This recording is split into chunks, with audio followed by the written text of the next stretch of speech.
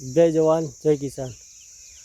આપણે અંજીરનું બી પ્લાન્ટેશન કરેલું હતું જામફળીના જોડે જોડે, બંને સેમ ડે જ કરેલું છે। એટલે જામફળના બી આપણે ચેક કરી દે। હવે અંજીરના ચેક કરી લઈએ પ્લાન્ટ।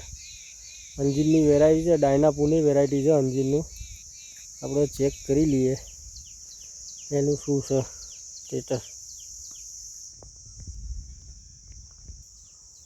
જો આ અંજીર છે, આ અંજીરના પ્લાન્ટ બધા સરસ છે।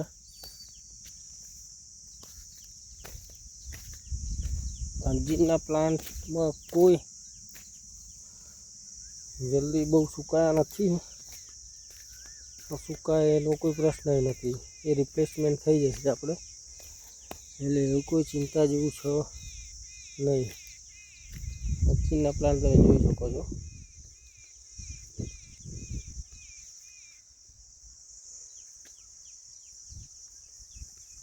જોયું મેં।